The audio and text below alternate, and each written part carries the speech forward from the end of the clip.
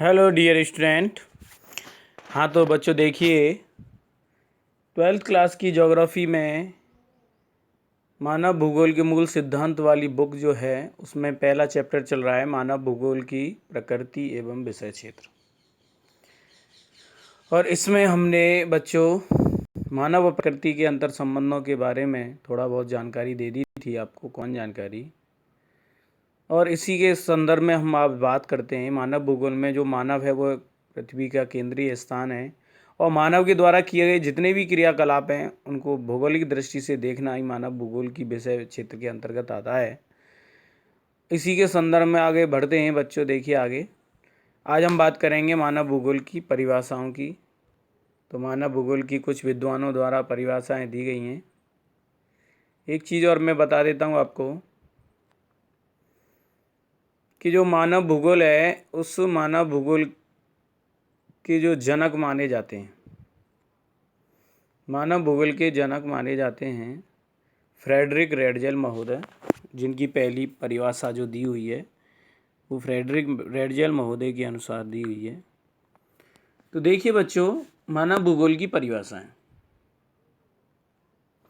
मानव भूगोल मानव समाजों, मानव भूगोल मानव समाजों और धरातल, यानी मानव जो समाज में रहता है, और धरातल यानी पृथ्वी की प्रकृति और पृथ्वी का जो धरातल है जिस पर मानव समस्त जीव जंतु पेड़ पौधे रहते हैं, उसके बीच संबंधों का संश्लेषित अध्ययन है। ये परिभाषा आपको एज इट इज याद करनी है।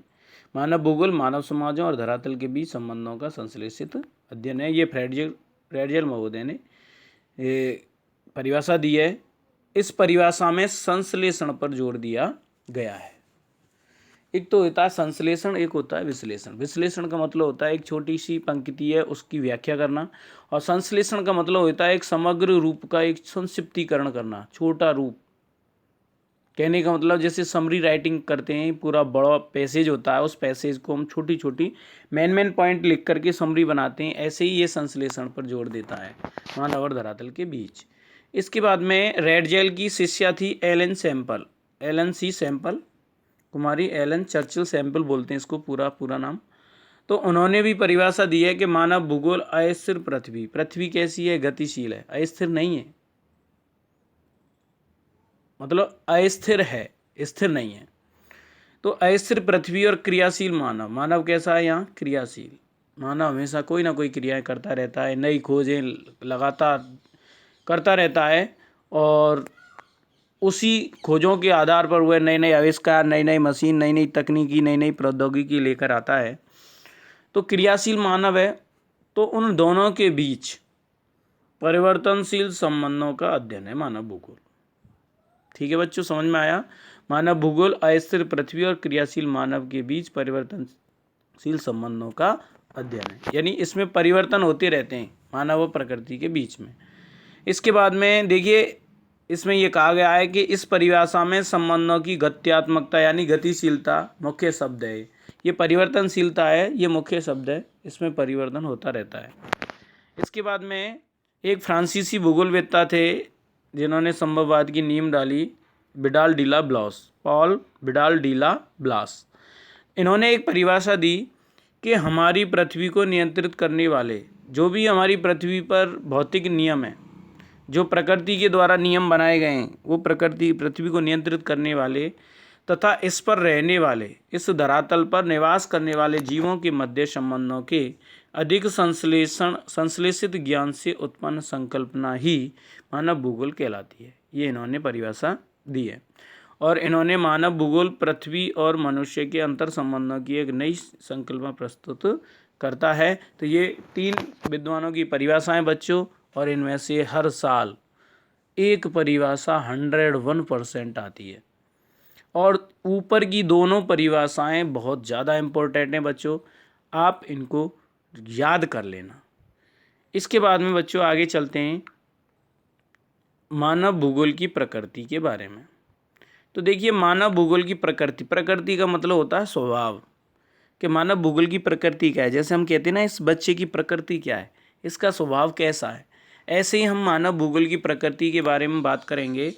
तो मानव भूगोल की प्रकृति में देखिए, मानव भूगोल भौतिक पर्यावरण तथा मानव जनित सामाजिक सांस्कृतिक पर्यावरण के अंतर संबंधों का अध्ययन उनकी परस्पर अन्योन्य क्रिया के द्वारा करता है। इसमें मानव भूगोल में ध्यान रखना बच्चों, एक तो मानव है और एक प्रकृति है। इन दोनों के बीच में जो संबंध है, अंतर संबंध है, उनका अध्ययन और उन संबंधों से होने वाली अन्योन्य क्रियाएं, उनके द्वारा जो क्रियाएं होती हैं उनका अध्ययन इसमें किया जाता है। आप अपनी कक्षा 11वीं की पुस्तक 11वीं में आपने पुस्तक पढ़ी है भौतिक भूगोल के मूल सिद्धांत वाली, फिजिकल ज्योग्राफी में भौतिक पर्यावरण के तत्वों का अध्ययन कर चुके हैं। पृथ्वी के जो जितने भी भौतिक पर्यावरण के तत्व हैं जिनसे हमारा ये प्रकृति बनी है, उनका अध्ययन कर चुके हैं। आप जानते हैं कि ये तत्व भू आकृति, भूमि की बनावट, मृदा यानी मिट्टियाँ, जलवायु, जल और प्राकृतिक वनस्पति, पेड़ पौधे और विविध प्राणी जात जो भी पाए जाने वाले जीव जंतु हैं तथा वनस्पति, पेड़ पौधे आदि हैं। क्या आप उन तत्वों की सूची बना सकते हैं जिनकी रचना मानव ने भौतिक पर्यावरण द्वारा प्रदत्त मंच पर अपने कार्यकलापों के द्वारा की है? बिल्कुल बना सकते हैं सूची। जैसे कि घर किसने बनाया? मानव ने। लेकिन घर बनाने के लिए जो सामग्री कहाँ से आई? प्रकृति से। ऐसे ही गांव बसाया, नगर, सड़क, रेलों का जाल, उद्योग, खेत, पत्तन यानी बंदरगाह, दैनिक उपयोग में आने वाली वस्तुएं तथा भौतिक संस्कृति के अन्य सभी तत्व भौतिक पर्यावरण द्वारा प्रदत्त संसाधनों का उपयोग करते हुए मानव द्वारा निर्मित किए गए हैं। तो ये जितने भी हैं मानव के द्वारा, मानव जितनी भी आवश्यकताओं की पूर्ति करता है, जितने भी संसाधन बनाता है, वह उन संसाधनों को कहाँ से प्राप्त करता है? प्रकृति से, पृथ्वी से। और उन्हीं का वह रूप परिवर्तन करके अपने उपयोग में लेता है। जबकि भौतिक पर्यावरण मानव द्वारा बृहद स्तर पर परिवर्तित किया गया है। मानव के द्वारा बहुत बड़े स्तर पर भौतिक पर्यावरण को बदल दिया गया है। साथ ही मानव जीवन की भी इससे प्रभावित किया है और मानव जीवन को भी इसने प्रभावित किया है। तो ये कहने का मतलब बच्चों, मानव भूगोल की जो प्रकृति है उसमें मानव के द्वारा जो निर्मित जितने भी साधन हैं मानव के द्वारा बनाए गए, उन सब का अध्ययन इस भूगोल में किया जाता है।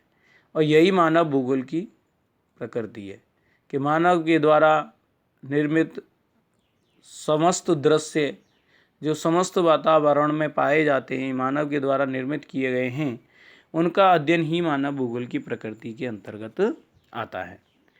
ये तो हो गया मानव भूगोल की प्रकृति कि मानव भूगोल की प्रकृति क्या है। कि मानव भूगोल की प्रकृति में मानव की क्रियाकलापों का अध्ययन किया जाता है। वह भौतिक नियमों का किस तरीके से उसका उपयोग करता है और किस तरीके से अपने औद्योगिक विकास को आगे बढ़ाता है। इसके बाद में हम बच्चों बात करते हैं मानव का प्राकृतिकरण और प्रकृति का मानवीकरण। यानी कहने का मतलब यह है मानव का प्राकृतिकरण कि मानव प्रकृति के अनुसार किस प्रकार ढल गया और प्रकृति का मानव के अकॉर्डिंग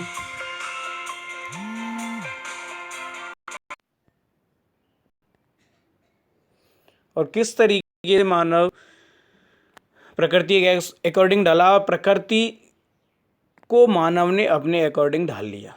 प्रकृति का मानवीकरण का मतलब होता है प्रकृति को अपने अकॉर्डिंग ढालना। तो देखिए बच्चों किस तरीके से हम बात करते हैं इसमें। मनुष्य अपनी प्रौद्योगिकी की सहायता से अपने भौतिक पर्यावरण से अन्योन्य क्रियाएं करता है। यानी तकनीकी की सहायता से अपने आसपास का जो भौतिक पर्यावरण उससे अन्योन्य क्रिया करता है, बहुत सारी क्रियाएं करता है। यह महत्वपूर्ण नहीं है कि मानव क्या उत्पन्न और निर्माण करता है, ये कोई ज़रूरी नहीं है क्या उत्पन्न करता है, बल्कि यह अत्यंत महत्वपूर्ण है कि वह किन उपकरणों और तकनीकों की सहायता से उत्पादन और निर्माण करता है। कहने का मतलब यह है क्या निर्माण कर रहा है, इसका मतलब नहीं है किन उपकरणों और तकनीकों की सहायता से उत्पादन कर रहा है, ये महत्वपूर्ण है। प्रौद्योगिकी किसी समाज के सांस्कृतिक विकास के स्तर की सूचक होती है। यानी अगर जिस देश में टेक्नोलॉजी ज़्यादा है तो हम कहेंगे ये सभ्य समाज है, पढ़ा लिखा समाज है और लेटेस्ट समाज है। मानव प्रकृति के नियमों को बेहतर ढंग से समझने के बाद ही प्रौद्योगिकी का विकास कर पाया। प्रकृति के नियम पढ़े उसने, बेहतर ढंग से जाना और तभी प्रौद्योगिकी का विकास कर पाया। उदाहरण के लिए घर्षण और ऊष्मा की संकल्पनाओं ने अग्नि की खोज में हमारी सहायता की, क्योंकि पत्थर से पत्थर जब घर्षण किया तो चिंगारी ऊष्मा प्राप्त हुई और ऊष्मा से ही हमें अग्नि प्राप्त हुई। इसी प्रकार डीएनए और आनुवंशिकी के रहस्यों की समझ ने हमें अपनी अनेक बीमारियों पर विजय पाने के योग्य बनाया। कहने का मतलब वो है, जो मानव के शरीर में डीएनए होता है, आनुवंशिकी गुण होते हैं, उनको समझने, उनकी जो समझ है उसने हमें अनेक लोगों की जो अनेक बीमारियां हैं उनसे लड़ने के लिए हमें सहायता प्रदान की। अधिक तीव्र गति से चलने वाले यान विकसित करने के लिए हम वायु की गति के नियमों का प्रयोग करते हैं, फिजिक्स में करते हैं वायु की गति के नियमों का प्रयोग, साइंस में भी पढ़ा होगा। आप देख सकते हैं कि प्रकृति का ज्ञान प्रौद्योगिकी को विकसित करने के लिए महत्वपूर्ण है और प्रौद्योगिकी मनुष्य पर पर्यावरण की बंदिशों को कम करती है। कहने का मतलब यह है, प्रकृति का ज्ञान प्रौद्योगिकी को विकसित करने के लिए महत्वपूर्ण है और जो प्रौद्योगिकी जो है वो मनुष्य पर जो पर्यावरण की जो बंदिश है उनको कम करती है। प्राकृतिक पर्यावरण से अन्योन्य क्रियाएं की आरंभिक अवस्थाओं में मानव इससे अत्यधिक प्रभावित हुआ था। शुरुआत में मानव इससे बहुत ज़्यादा प्रभावित हुआ था।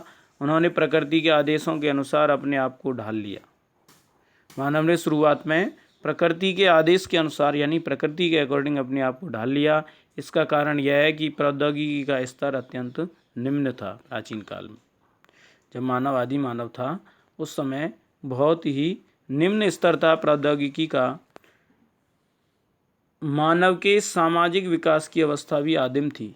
उस प्रारंभ में मानव की जो सामाजिक अवस्था थी, सामाजिक विकास था, वह भी आदि मानव की तरह था। आदिम मानव समाज और प्रकृति की प्रबल शक्तियों के बीच इस प्रकार की अन्य क्रिया को पर्यावरणीय निश्चयवाद कहा गया है। अंडरलाइन कर लेना बच्चों, इसे प्रकृतिवाद भी कहते हैं या पर्यावरणीय निश्चयवाद भी कहते हैं। मानव समाज और प्रकृति की प्रबल शक्तियों के बीच की क्रिया को। प्रौद्योगिकी विकास उस अवस्था में हम प्राकृतिक मानव की कल्पना कर सकते हैं जो प्रकृति को सुनता था, उसकी प्रचंडता से भयभीत होता था और उसकी पूजा भी करता था। तो इस तरीके से ये पर्यावरणीय निश्चयवाद हो गया। इसके बाद में बच्चों आगे की जो मानव का प्राकृतिकरण एक कहानी दी गई है, इसको हम बाद में पढ़ाएंगे। आज के लिए धन्यवाद। और एक बात और बच्चों, जिन बच्चों ने अभी कॉपी नहीं बनाई है वो कॉपी बना लो फटाफट। ये पूरा फेयर कॉपी में करना है और मैं क्वेश्चन आंसर अभी डालूँगा, उसके बाद में आपको पूरा कॉपी का मैटर मिलेगा। कल हम यहाँ से पढ़ाएंगे। आज के लिए धन्यवाद। Thank you.